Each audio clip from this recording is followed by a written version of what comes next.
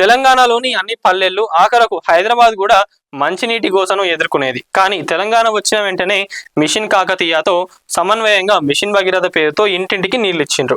ఇది కూడా దేశంలో ఎక్కడా లేదు. రైతుకు సమృద్ధిగా నీళ్ళు వస్తున్నాయి. 24 గంటల కరెంటు ఉచితంగా వస్తుంది. ఇంకా రైతు ఎందుకు దిగులుగానే ఉన్నాడని గ్రహించి పెట్టుబడి సహాయం కూడా ఇవ్వాలని చెప్పి రైతు బంధును ప్రవేశపెట్టిండు కేసీఆర్ గారు. ఇక రైతులు కూడా పట్టలేని ఆనందం పొందారు. అప్పటి నుంచి రైతులు వడ్డీ వ్యాపారుల వద్దకు వెళ్లాల్సిన అవసరం కూడా లేదు. పెట్టుబడి గురించి దిగులు లేకుండా పోయింది. సరిగ్గా ఎరువాకు ముందే తొలకరి తొంగి చూడక ముందే రైతు బంధు ఇచ్చారు. ఎకరానికి 5,000 చొప్పున అందించిండ్రు. ఇలా చెప్పుకుంటూ పోతే ఇంకా అనేకం కూడా ఉన్నాయి. ఆఖరకు తెలంగాణలో ఆడపిల్లలు పెళ్లి కూడా తల్లిదండ్రులకు ఇబ్బంది కావద్దని చెప్పి కళ్యాణ లక్ష్మి షాదీ ముబారక్ కూడా తీసుకొచ్చిండ్రు.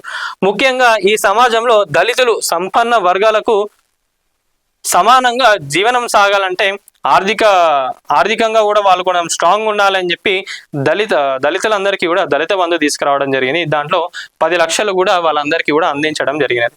మరి ఇప్పటికే దేశంలో ఏ రాష్ట్రంలో కూడా ఇలాంటి పథకం అనేది అమలు చేయలేదు.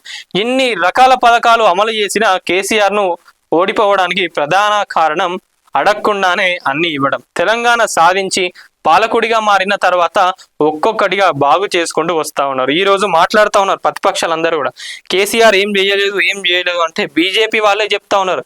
కేసీఆర్ గారికి ఉద్యమ చరిత్ర ఉన్నది కేసీఆర్ గారికి. తెలంగాణ తెచ్చిండు కేసీఆర్ గారు కూడా. చాలా మంది కూడా కష్టపడ్డారు.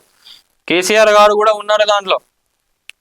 ఏం లేదు అనడం ఎంతవరకు కరెక్ట్, ఏం చేయలేదు అనడం ఎంతవరకు కరెక్ట్, ఇవన్నీ కనిపిస్తలేవా? మీకు అంత డౌట్ ఉంటే పోయి గూగుల్లో సెర్చ్ చేసినా కూడా మీకు తెలుస్తుంది. ఏం చేసిండ్రు? తెలంగాణ ఈ రోజు ఇట్లా ఉండడానికి ఎవరు కారణం ఏందనేది చూస్తే తెలుస్తుంది మీకు. ఏదో ఇష్టం ఉన్నట్టుగా మాట్లాడితే అయిపోతుంది అన్నట్టు కాదు కదా. జనాలు అందరు నమ్ముతారంటే తెలుసు జనాలకు కూడా. ఏదో మీ మాయ మాటలు ఇప్పుడు నమ్ముతా ఉన్నారు, కానీ ఎవరు ఎంత మోసం చేస్తూ ఉన్నారు ఏందనేది జనాలకు కూడా తెలిసిపోయింది.